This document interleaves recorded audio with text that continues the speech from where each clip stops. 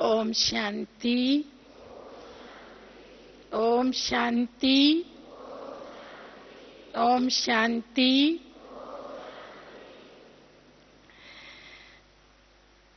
बहन जी ने सागर मंथन की बात आपके सामने रखी और मुझे भी शास्त्रों की एक बात याद आ गई। शास्त्रों में एक कपिल मुनि का जिक्र आता है। उसके पास एक गऊ थी जिसका नाम था कामधेनु। और कहते हैं कि वो कामधेनु गऊ ऐसी थी कि उससे जो भी मांगा जाए मिल जाता था। तो एक बार कोई बहुत बड़ा राजा जंगल में आया और उसको बड़ी भूख लगी थी। तो कहते हैं कपिल मुनि ने कामधेनु गाय को आदेश दिया और 36 प्रकार के व्यंजन प्रकट हो गए, वस्त्र आभूषण प्रकट हो गए, हीरे माणिक मोती प्रकट हो गए और उनसे उसने राजा की बड़ी सेवा की। तो राजा के मन में प्रश्न उठा कि जंगल में ये कीमती चीजें कहां से आई। तो उसको मालूम पड़ा कि इसके पास एक गाय है और वो सब मनोकामनाएं पूर्ण करती है। आगे तो कथा बड़ी लंबी है, लेकिन जैसे आज हमारा टॉपिक है कि बाबा ही हमारा संसार है, तो संसार में जितनी भी चीजें हैं कपिल मुनि को तो कामधेनु से मिलती थी और हमको सारी चीजें बाबा से मिलती हैं। तो बाबा से आप कुछ भी मांग लो, मिलता है ना, सबको अनुभव है ना। संकल्प किया और पूरा हो गया। इसलिए कहा बाबा ही हमारा संसार है। संसार में कितनी चीजें होती हैं। एक तो मनुष्य के संबंध होते हैं। ऐसे तो दुनिया में 650 करोड़ लोग हैं, पर अपन सबको तो याद नहीं करते, लेकिन जो हमारे संबंधी हैं उनकी तो याद आती ही है। उनसे मिलने जाते हैं, वो हमसे मिलने आते हैं, मेल जोल में खुशी होती है। पहले जमाने में इतना रेडियो टीवी मनोरंजन के साधन नहीं थे, तो लोग अपने मित्र संबंधियों के यहाँ मिलने जाते थे, मनोरंजन हो जाते थे। बाहर त्योहार आते थे, लोग इकट्ठे होते थे, मनोरंजन हो जाता था। इतने होटल भी नहीं थे, तो बाहर त्योहार चीजें बना के खाते थे या फिर मित्र संबंधियों के यहाँ जाते थे तो भी वैरायटी चीजें खाने को मिलती थी। होटल किसी को याद ही नहीं आते थे। तो मित्र संबंधी ये बहुत जरूरी है, इनकी याद आती है मनुष्य को। दूसरी, जैसे हमने कहा खाने पीने की चीजें, ऐशो आराम की चीजें, साधन उपभोग की चीजें, वो भी संसार में होती हैं, वो भी याद आती हैं। और तीसरा, चूंकि हम 63 जन्मों के भक्त हैं तो भक्ति भी हरेक करता ही है। भक्ति का भी बहुत बड़ा झाड़ है, भक्ति की भी सबको याद आती। त्योहार भी भक्ति से ही जुड़े हुए। तो एक भक्ति भी मनुष्य के जीवन में अनिवार्य है। अब जब से हमने शिव बाबा को पाया तब से क्या हुआ, तीनों चीजें, दुनियावी तीनों चीजें, मित्र संबंधी, वस्तु भोग पदार्थ और भक्ति, तीनों चीजें किसमें मिल गई, एक बाबा में मिल गई। एक बाबा को पा लिया तो तीनों चीजें मिल गई। ऐसी महसूसता आती है ना। छोटा सा बिंदु है बाबा, और देखो बिंदु में इतना बड़ा संसार है।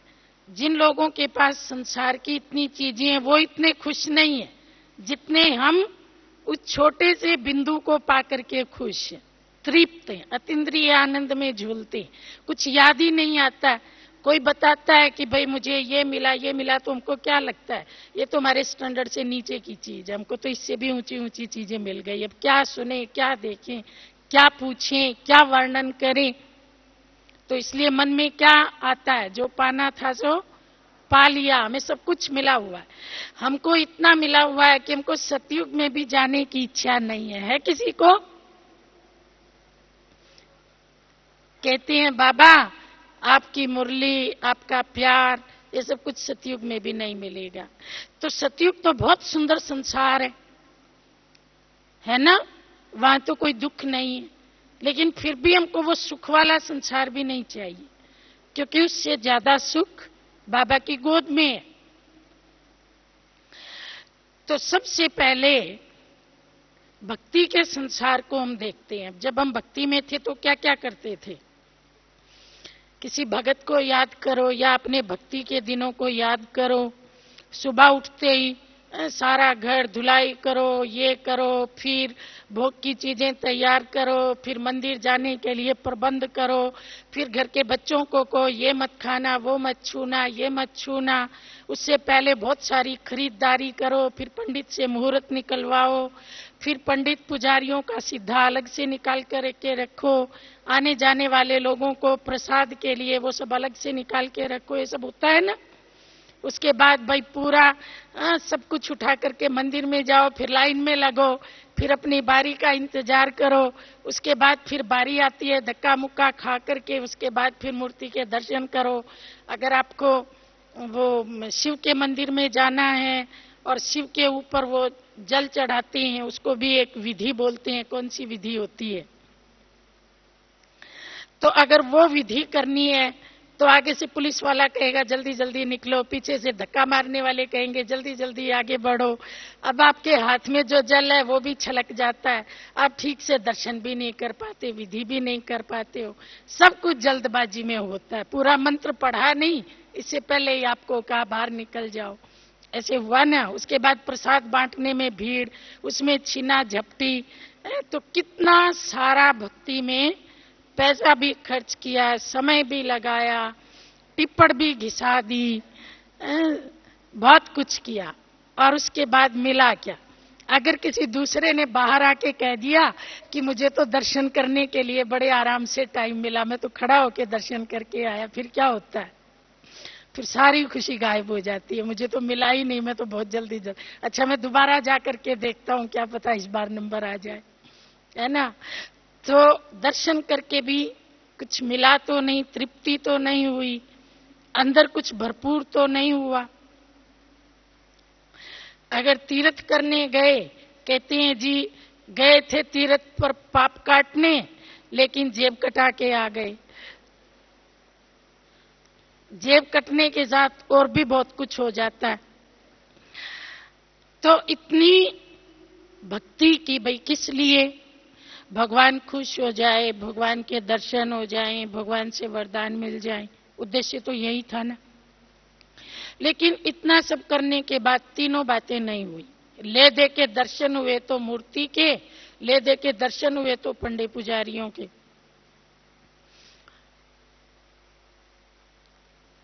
तो इतना विस्तार। फिर किसी ने कहा भाई ए तीर्थ की महिमा कम है, आप उस वाले तीर्थ पे जाओ, जाते ही मनोकामना पूर्ण हो जाएगी। तो फिर क्या किया? फिर दूसरे तीर्थ के लिए तैयारी करी। किसी ने कहा भाई ए देवता से प्राप्ति नहीं होती, दूसरे से होगी। तो फिर दूसरे की पूजा पद्धति विधि, उसका अनुमान, उसका भी कुछ खरीदा, उसकी भी किताबें खरीदी, उसको भी पढ़ना शुरू किया। तो सारा जीवन तीर्थों का चक्र लगाने में, मूर्तियों का दर्शन करने में, चढ़ावा चढ़ाने में ही चला गया। और जब बाबा मिला तो बाबा ने क्या कहा? बाबा ने क्या कहा? अपने को बिंदु समझ करके मुझ बिंदु को याद करो। सारे तीर्थ एक बिंदु में, सारे शास्त्र एक बिंदु में, सारे श्लोक, सारे महात्मा गुरु गोसाई एक बिंदु में, सारा प्रसाद चढ़ावा एक बिंदु में, सब कुछ एक में आ गया ना। और जो तृप्ति इतना विस्तार में नहीं मिली, वो तृप्ति एक बिंदु में मिल गई। अभी आप सब खुश है ना कि याद आता है कि भाई कोई दर्शन बाकी रह गया, कोई पूजा बाकी रह गई? नहीं ना। तो भक्ति का इतना बड़ा संसार एक बिंदु में समा गया। एक बिंदु में जल डाला, कहते हैं एक साधे सब सधे, सब साधे सब जाई, रहीमन सींचो मूल को, फूलई फलई अघाई। भाई पेड़ की जड़ में आप पानी डालेंगे ना तो सारा पेड़ हरा भरा हो जाएगा, और अगर आप पत्ते पत्ते को सींचेंगे तो आपका पानी भी ज्यादा लगेगा, समय भी ज्यादा लगेगा, एनर्जी भी ज्यादा लगेगी, और पेड़ फिर भी सूखा का सूखा रह जाएगा। तो एक बिंदु में स्मृति रूपी जल डाला, सारे देवता खुश हो गए।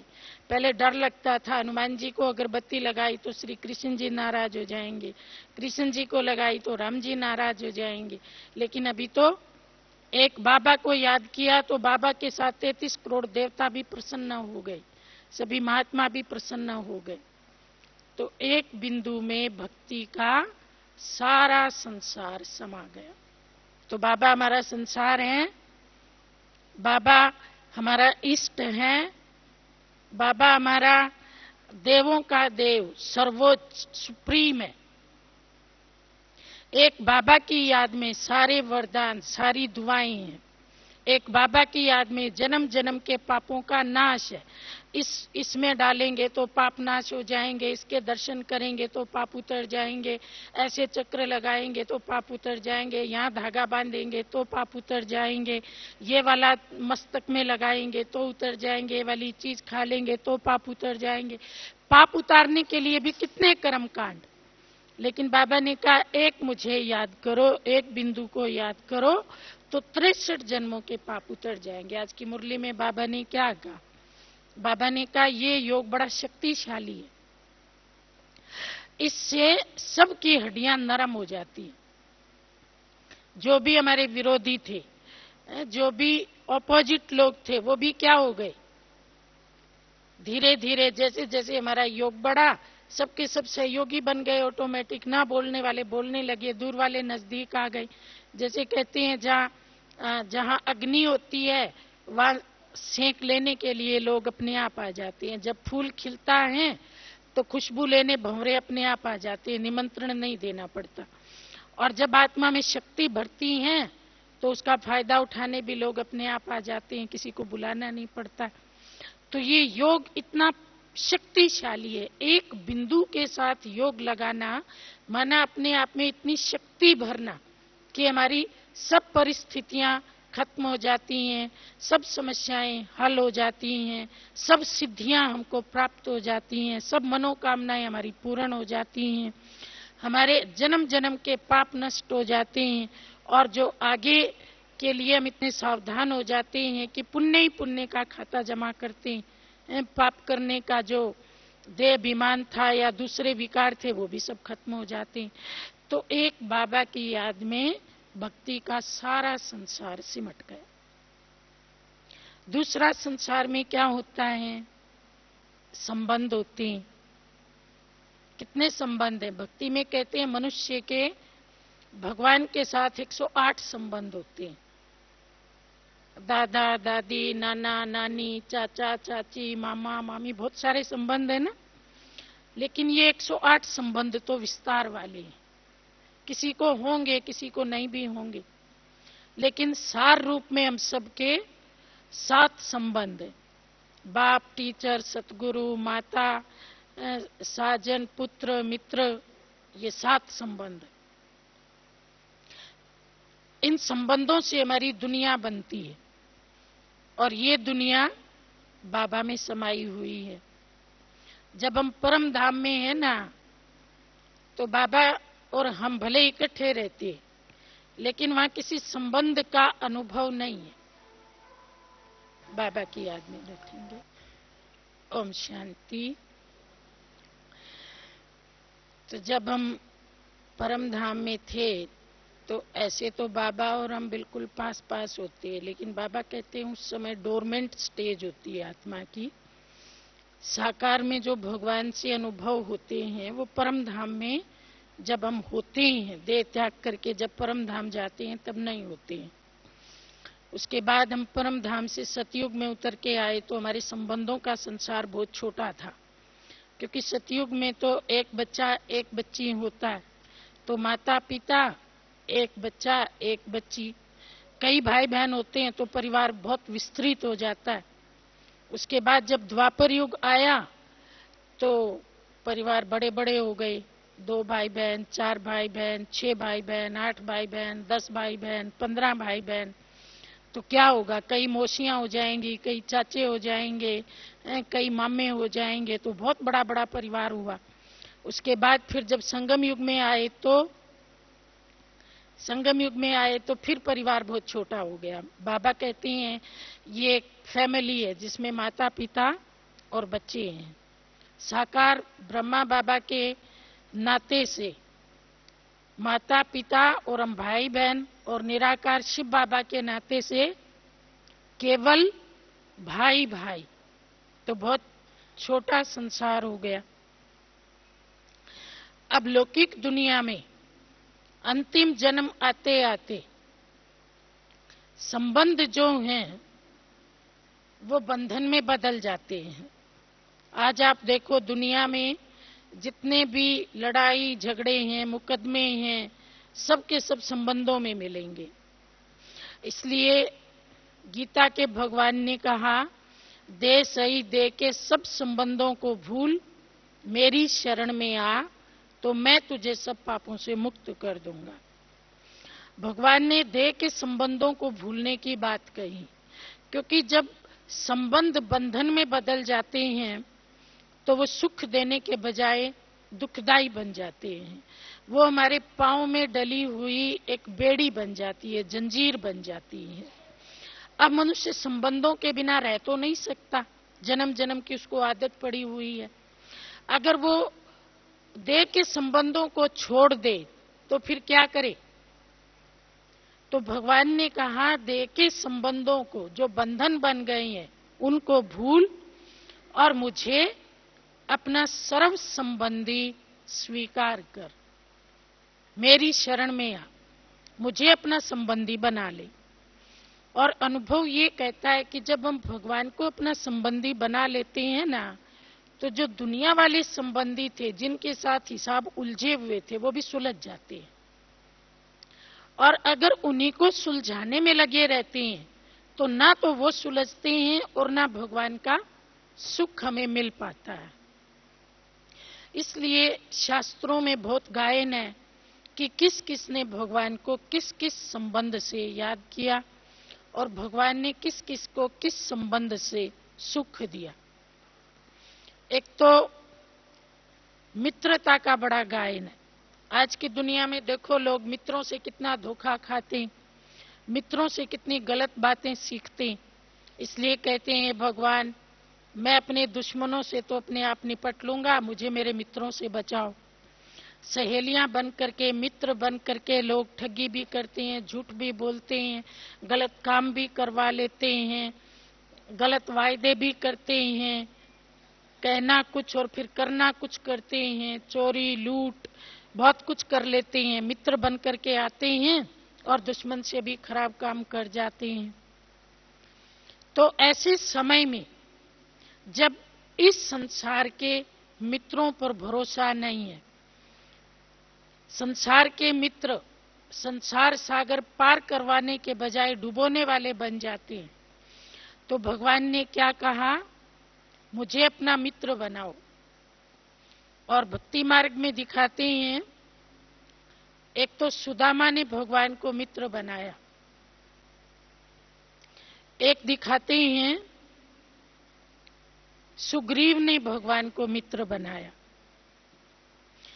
और एक दिखाते हैं अर्जुन ने भगवान को मित्र बनाया। तो तीनों को, सुदामा तो बहुत गरीब था, लेकिन उस गरीब के साथ भी भगवान ने कितना सुंदर व्यवहार किया। एक मुट्ठी चावल लेकर के बदले में उसको महल दे दिए। दुनिया में ऐसा कोई मित्र है जिसके घर आप एक मुट्ठी चावल लेके जाओ और वो आपके चरण भी धो दे और आपको अपनी गद्दी पर भी बिठा दे और फिर जाते समय आपके नाम सोने के महल करवा दे। ऐसा तो केवल एक भगवान ही हो सकता है। भगवान के अलावा आज तक ऐसा किसी ने किया? मित्र दुनिया में बहुत हुए, लेकिन हर एक मित्र ने मित्र से इतना नहीं पाया। जैसे कहते हैं भाई दुर्योधन और कर्ण भी मित्र थे, लेकिन कैसी मित्रता थी। दुर्योधन कैसी भी गलत बात कह देता था और कर्ण उसको मानने पर मजबूर हो जाता था, क्योंकि उसके एहसानों के तले दबा हुआ था। तो दुर्योधन ने उससे कितने गलत गलत काम करवाए और आखिर बेचारा युद्ध करते करते मर ही गया। तो ऐसी मित्रता, दुर्जन के साथ की गई मित्रता का परिणाम गलत निकलता है। एक मित्रता द्रुपद और द्रोणाचार्य की भी दिखाते। एक ब्राह्मण था, एक राजा था, लेकिन राजा को अपनी राजाई का अहम आया और उसने उस ब्राह्मण मित्र की इंसल्ट की, तो बाद में उसने राजा से बदला लिया, उसका राज्य जीता, उसको बंदी बनाया, बहुत कुछ हुआ। तो इस मित्रता में भी क्या? प्रतिशोध, बदले की अग्नि। इसका रिजल्ट भी गलत निकला। लेकिन भगवान और सुदामा की मित्रता अमर हो गई। आज भी हम उसको याद करते हैं। तो वो किसका गायन है? सुदामा कौन है? हम सब सुदामा है ना। भगवान के दर पर आए तो एक मुट्ठी चावल ही तो लेकर के आए। सतयुग की बादशाही की भेंट में हम बाबा को जो कुछ देते हैं वो क्या है? एक मुट्ठी चावल ही तो है ना। और बदले में बाबा हम बच्चों को सोने के महल देता है। कितनी प्यार से हम बच्चों को नमस्ते करता है। कहता है मैं पलकों पे बिठा करके ले जाऊंगा, तुम तो मेरे नूरे रतन हो। बाबा कहता है मेरे पांव छूने की आवश्यकता नहीं है। कल की मुरली में बाबा ने कहा बाप तो बच्चों का सेवक होता है, टीचर भी स्टूडेंट का सेवक होता है। तो मैं तो तुम बच्चों का सेवक बन करके आया हूं, मुझे तुम बच्चों से कुछ भी नहीं चाहिए।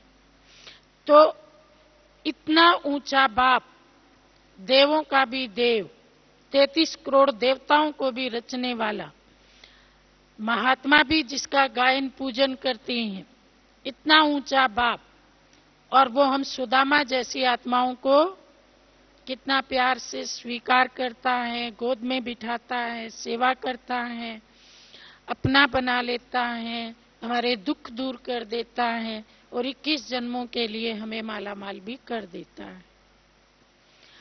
इसलिए हमारा सारा मित्रता का संसार किसमें सिमटा हुआ है? प्यारे से प्यारा मित्र कौन? शिव बाबा। प्यारे से प्यारा सखा, सखी, मित्र शिव बाबा। इतना प्यारा सखा, सखी पाकर के हमें और कोई याद आएगा? क्योंकि सब इससे नीचे ही है। तो ऊंची चीज को पाके नीची चीज क्यों याद आएगी भला? और दूसरा जो गायन है, सुग्रीव की और भगवान की मित्रता दिखाती है। भक्ति मार्ग में तो लोगों ने राम को ही भगवान दिखाया ना। बाबा कहते हैं ये यादगार शास्त्र है। तो उसमें क्या दिखाते? सुग्रीव ने कहा कि चलो अपन आपस में संधि कर लेते। भगवान को कहा आपस में समझौता करते हैं, मेरी भी पत्नी खो गई है, तुम्हारी भी पत्नी खो गई है, तो तुम मुझे मेरी पत्नी ढूंढ के ला दो और मैं तुमको तुम्हारी पत्नी ढूंढ के लाने में मदद करूंगा। तो भगवान ने कहा सुग्रीव, इस प्रकार के जो समझौते होते हैं ना, वो तो राजाओं के बीच में होते हैं। तुम मेरा ये काम कर दो, मैं तुम्हारा ये काम कर दूंगा। जैसे भारत अमेरिका के साथ करता है ना, भाई तुम मुझे अनाज दे दो, मैं तुमको फलानी चीज दे दूंगा, तुम मुझे अमुक चीज दे दो, मैं तुमको अमुक चीज दे दूंगा। तो राजाओं के बीच में जो समझौते होते, उनमें मित्रता नहीं होती, वो तो लौकिक समझौते होते हैं, स्वार्थ वाले समझौते होते हैं, अपना अपना प्रॉफिट देख करके समझौते किए जाते हैं। तो भगवान ने सुग्रीव को कहा, मैं तो सखा हूं आपका, मैं राजा बनकर के आपसे मित्रता नहीं कर रहा हूं। और जो सखा होता है वो किसी शर्त को बीच में रख के मदद नहीं करता कि तुम पहले ऐसे करोगे फिर मैं ऐसे करूंगा। नहीं, भगवान ने कहा मेरा जो स्वभाव है ना, वो मदद करने का स्वभाव है, कल्याण करने का स्वभाव है, देने का स्वभाव है। कोई मुझे कुछ दे या ना दे, लेकिन मुझे तो देना ही है। इसलिए सुग्रीव, मैं तुम्हारा सखा हूं, व्यापारी नहीं हूं। मेरे साथ व्यापारियों की तरह बात मत करो। मैं सखा हूं, बताओ तुमको मेरे से क्या मदद चाहिए, पहले मैं तुम्हारी मदद करूंगी। और कहानी में दिखाते हैं कि पहले भगवान ने सुग्रीव को राजा बनाया और उसके बाद सुग्रीव ने सीता को ढूंढने के लिए अपने अनुचरों को भेजा। तो यहां भी कई बाबा के बच्चे ऐसे होते हैं, कहते हैं बाबा मैंने आपके नाम से 100 बोरी गेहूं की रखी है, अगर उनका भाव 2 गुना हो गया तो जो पैसा आएगा ना उसमें आधा आपका और आधा मेरा। तो ये क्या हो गया? जैसे भगवान व्यापारी हो, जैसे भगवान सौदागर हो, जैसे भगवान कोई लौकिक व्यक्ति हो जिससे हम हिसाब किताब की बात करते हैं।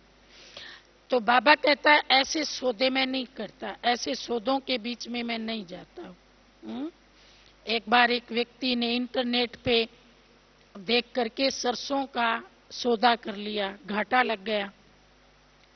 तो उसकी घरवाली आती थी आश्रम पे, उसने आना बंद कर दिया।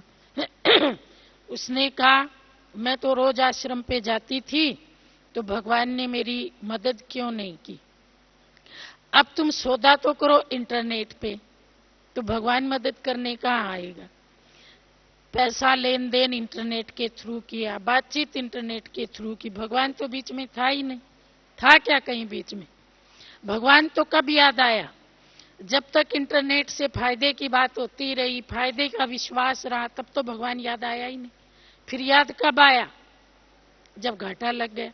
तो इसका मतलब वो तो घाटे का साथी है, नफे का साथी तो है ही नहीं। नफे के साथी तो कोई और होते। इसलिए भगवान के साथ कोई शर्त नहीं चाहिए। हाँ, भगवान पहले ही गारंटी देता है, कहता है एक हिम्मत का कदम तुम बढ़ाओ, 1000 कदम से मदद मैं करूंगा। लेकिन पहले किसको करना पड़ेगा? पहले देखो सुदामा ने पहल की। क्या पहल की? एक मुट्ठी चावल लेके पैदल चल करके पहुंच गए। एक कदम बढ़ाया हिम्मत का, तो भगवान ने 1000 गुना, अरब गुना, पदम गुना मदद कर दी। तो पहले हिम्मत का एक कदम बढ़ाओ, फिर मदद मिलेगी। और तीसरी मित्रता दिखाते हैं अर्जुन की और भगवान की। तो अर्जुन के सामने क्या समस्या थी? एक तो मोह की बहुत बड़ी समस्या थी। एक काका, चाचा, मामा, मैं इन सबको कैसे मारूं? तो ये वास्तव में जितने भी विकार है ना, इन विकारों को ही हमने अपना मित्र संबंधी बनाया हुआ है। मैं इसको छोड़ दूंगा तो ये मुझे क्या कहेंगे, इस विकार को छोड़ दूंगा तो ये क्या कहेंगे, इसको छोड़ दूंगा तो ये क्या कहेंगे। तो भगवान ने अर्जुन को कहा कि तुम लोक लाज, कुल की मर्यादा, इन सब चीजों का परित्याग करो। और दूसरा अर्जुन को क्या चिंता थी? दूसरा अर्जुन को चिंता थी मैं पता नहीं हारूंगा कि जीतूंगा। तो उसके लिए भी भगवान ने क्या कहा? तू केवल निमित्त मात्र है, हार या जीत तो मेरी है। तो हम जो भी सेवा करते हैं वास्तव में उसमें हम सब कौन है? निमित्त मात्र है ना। सेवा तो किसकी है? बाबा की है। तो देखो युद्ध के समय कहते हैं अर्जुन तो चैन से सोता था और भगवान को चिंता होती थी। तो संगम युग में भगवान के साथ हमारी ऐसी दोस्ती है कि हम अपने सारे बोझ, सारी चिंताएं, सारी लोक लाज भगवान को दे देते हैं और भगवान हमारे सारे बोझ उठा लेता है। और जब भगवान बोझ उठा लेता है तो हम क्या बन जाते हैं? निश्चिंत, हल्के, उड़ने वाले फरिश्ते। इसलिए भगवान हमारा सखा है, हमारे सब बोझ उसने उठा लिए हैं।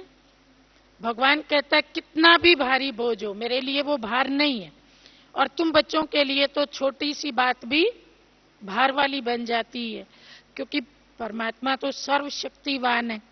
तो जब सर्वशक्तिवान हमारा सखा बन गया तो हमको क्या करना है, सब बोझ भगवान को सौंप देने हैं। तो ये मित्रता का संसार तो बहुत बड़ा होता है ना। भाई तो गिनती के होते हैं, भाई एक भाई है कि दो भाई है, बहनें भी गिनती की होती है, माता पिता भी, एक माँ होती है एक पिता होता है, लेकिन मित्र कितने होते हैं कोई गिनती नहीं होती। 10 भी हो सकते हैं, 20 भी हो सकते हैं, 50 भी हो सकते हैं, 100 भी हो सकते हैं, है ना। तो उन सारे मित्रों की जगह अब हमारा मित्र कौन बन गया, बाबा। बाबा ही हमारा संसार है, बाबा ही हमारा मित्र है, बाबा ही हमारा सर्व संबंधी है। और भी बहुत सारे संबंध है। गुरु का संबंध याद कीजिए, शिव बाबा हमारा सच्चा सतगुरु है।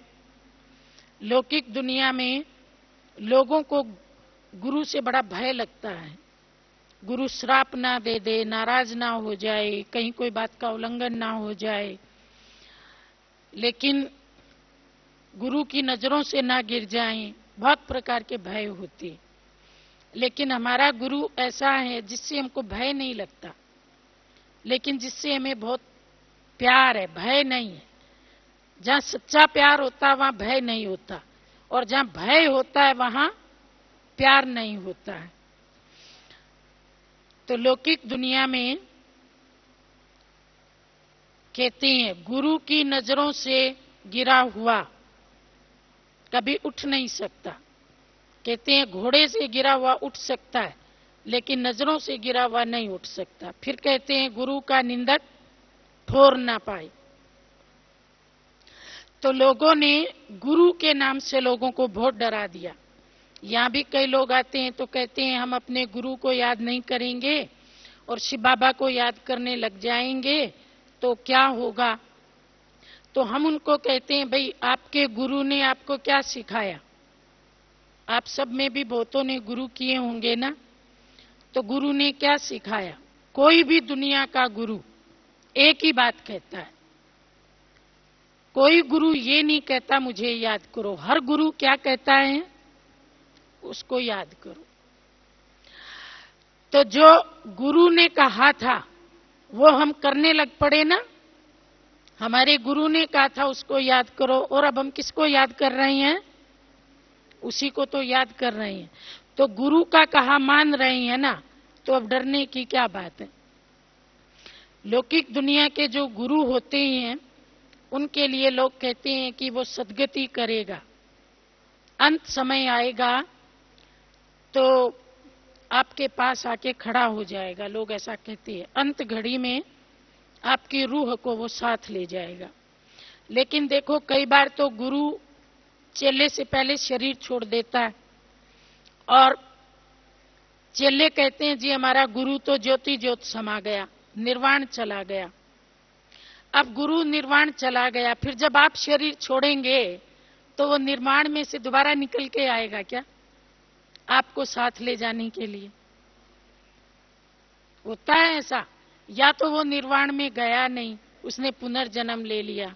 अगर पुनर्जन्म ले लिया तो भी बेचारा कैसे आएगा देह छोड़ के आपके पास, और अगर वो निर्वाण में चला गया तो भी कैसे आएगा आपके पास। ज्योति ज्योत गया तो वापस नहीं आएगा, ऐसे कहते हैं ना लोग। लेकिन हमारा सतगुरु कैसा है, सतगुरु अकाल जो बोले सो निहाल कहते हैं ना। तो हमारा सतगुरु तो अकाल है, कितने गए, लेकिन हमारा सतगुरु तो कल भी था, आज भी है और कल भी रहेगा। सतगुरु अकाल मूर्त है, काल का जिस पर प्रभाव नहीं। सतगुरु कहते ही उसको है जिसको काल ना खाए। जिसे काल खा जाए वो सतगुरु नहीं हो सकता, वो गुरु हो सकता है। और गुरु तो दुनिया में बहुत है। बाबा मुरली में कहता है लौकिक विद्या पढ़ाने वाला भी गुरु है, थोड़ा ज्ञान का मार्ग दिखाने वाला भी गुरु है, और कोई हुनर सिखाने वाला उसको भी लोग गुरु कहते। लेकिन गुरुओं का भी परम गुरु, सतगुरु, सदगति देने वाला गुरु, सत्य मार्ग दिखाने वाला गुरु, सत्यलोक में ले जाने वाला गुरु, सच्चा ज्ञान सिखाने वाला गुरु, सत्य के आधार पे जीत प्राप्त कराने वाला गुरु, सतगुरु तो केवल एक ही है। तो अब हम बच्चों का भय निकल गया। हमारा सतगुरु बड़ा मीठा है, प्यार से हमको पढ़ाता है और प्यार से पलकों पर बिठा करके ले जाने का उसने वायदा किया है। तो पिता, टीचर, सतगुरु, माता, भाई, पुत्र, सब एक शिव बाबा में आ गए ना। लेकिन बाबा ये भी कहते हैं अगर एक भी संबंध से मुझे याद नहीं किया तो वो संबंध फिर खींचेगा, याद आएगा, बुद्धि खिसक करके उसी संबंध में चली जाएगी। समझो किसी को पोते से बहुत प्यार है और उसने शिव बाबा को पोतरा नहीं बनाया तो क्या होगा? चुपके से बुद्धि खिसक करके जाएगी। बच्चे से प्यार है, शिव बाबा को बच्चा नहीं बनाया तो चुपके से बुद्धि खिसक के जाएगी। इसलिए बाबा कहता है मुझे अपना सब कुछ बना लो। एक भी संबंध ऐसा ना हो जिसका सुख हम बाबा से ना लें। सब संबंधों का सुख बाबा से लो। भगवान बनने को तैयार है तो हम क्यों ना बनाएं। और तीसरी चीज कौन सी थी? वस्तु, पदार्थ। ये भी तो संसार में बहुत आकर्षित करने वाली चीजें हैं ना। खाने पीने के साधन, पहनने ओढ़ने के साधन, सुख आराम के साधन। तो जब हम कहते हैं शिव बाबा ही हमारा संसार है, तुम संग खाऊं, तुम संग खेलूं, तुम संग जीवन बिताऊं, सब कुछ हम शिव बाबा के साथ करते हैं। तो हमारा खिलाने का जिम्मेवार कौन है? शिव बाबा है ना। शिव बाबा ने क्या कहा है कि ब्राह्मण बनने वाले बच्चों को मैं दाल रोटी जरूर खिलाऊंगा, भले 3-4 प्रकार की सब्जी ना हो, लेकिन दाल रोटी की तो बाबा ने जिम्मेवारी ली है। और हमें अब खिला कौन रहा है? बाबा खिला रहा है ना। अब भी खिला रहा है, आगे भी खिलाएगा, बाबा की गारंटी है। तो जीवन की जितनी भी आवश्यकताएं हैं उनको पूर्ण करने की गारंटी शिव बाबा की है। आवश्यकताएं बाबा अवश्य पूरी कर रहा है, करेगा। शिव बाबा का बच्चा कभी भी भूखा प्यासा रह नहीं सकता। उसको 3 पैर पृथ्वी भी जरूर मिलेगी, ये भी बाबा की गारंटी है। तो दुनिया में बाबा ने कहा देखो आप बच्चों का अंतिम जन्म भी कितना अच्छा है। जब हम शिव बाबा के बने तो हमारी पिछले कल्प की प्रारब्ध बिल्कुल घुटने वाली थी, लेकिन फिर भी हम अच्छे थे, खा पी रहे थे, अच्छा शरीर था, दुनिया की भेंट में तो बहुत अच्छे थे ना। तो पिछले कल्प में बाबा ने हमारा जो भाग्य बनाया वो इस कल्प के अंतिम जन्म तक भी चलता रहा। कितनी बड़ी जिम्मेवारी ली। इसलिए बाबा कहता है मैं केवल 21 जन्म का भाग्य नहीं बनाता, लेकिन पूरे 5000 वर्ष का भाग्य बनाता हूं। 5000 साल में, यानी कि कलयुग के अंतिम जन्म तक की भी इनडायरेक्ट बाबा जिम्मेवारी लेते हैं। और अंतिम जन्म के बाद हमें बाबा फिर मिल गए तो अब हम फिर से भरपूर हो गए। तो हमें किसी भी जिस वस्तु में, जिस चीज में, जिस पदार्थ में भगवान की दुआएं ना हो, जो भगवान को अर्पित न किया गया हो, जो बाबा की श्रीमत प्रमाण ना हो, उसमें हमारी आंख डूब ही नहीं सकती।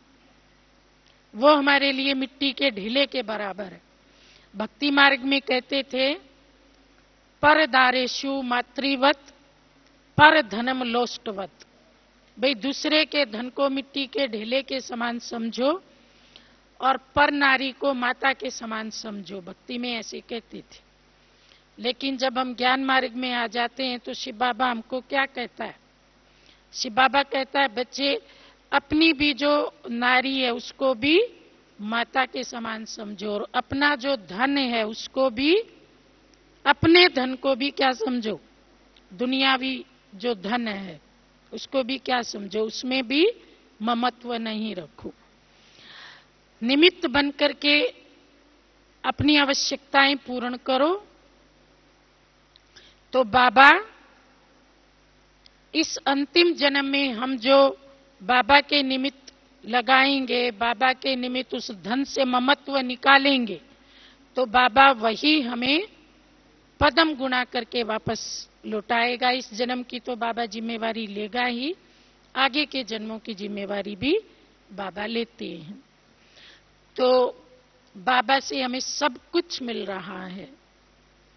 बाबा हमारा संसार है, वस्तु, पदार्थ, संबंध, सब जिम्मेवारियां बाबा से पूरी हो रही हैं। इसलिए भक्ति मार्ग की गीता में कहते हैं योग क्षेम वहामि अहम। भगवान ने अर्जुन को कहा कि तू केवल मेरे कहे अनुसार चल, तेरे योग अक्षेम का वहन मैं करूंगा।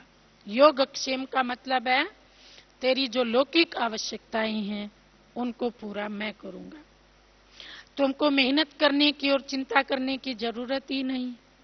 कितने जन्म चिंता की, ये एक जन्म निश्चिंत बनने का है, भगवान की गोद में अतीन्द्रिय आनंद में झूलने का है। इसलिए हम बाबा के बच्चों का, बाबा ही संसार है, बाबा में ही सारे सुख हैं, बाबा में ही सारे आनंद और बाबा में ही सारी प्राप्तियां हैं। बाबा ने कहा प्राप्त नहीं कोई वस्तु ब्राह्मणों के खजाने में। तो जिस ब्राह्मण के खजाने को स्वयं भगवान भरपूर करे, क्या उस खजाने में कोई कमी हो सकती है? वो सदा ही भरपूर है। बाबा कहते हैं देवताओं के खजाने से भी अधिक भरपूर है ब्राह्मणों का खजाना। इसलिए हम बाबा के बच्चे सदा संतुष्ट हैं, सदा खुश हैं, सदा भरपूर हैं, सदा दूसरों को देने वाले हैं, सब कुछ देने वाले हैं। कहते हैं ब्राह्मण देवताए नमः। वो ब्राह्मण जो कल देवता बनने वाले हैं उनको लोग नमस्कार करते हैं। तो देवता माना देने वाले, लेकिन देवता देने वाले कब बने? जब उन्होंने ब्राह्मण रूप में भरपूर रह करके सबको दिया ही दिया। तो हम दाता के बच्चे दाता हैं। एक दाता में, एक दाता से हमें सब कुछ मिल रहा है। एक बीज में सारा झाड़ समाया हुआ है। एक बीज को पाया माना सारे झाड़ को पा लिया, सब कुछ पा लिया। अब हमें दाएं बाएं इधर उधर कुछ भी देखने की आवश्यकता नहीं है। ऐसा ही अनुभव है ना सबका? ओम शांति।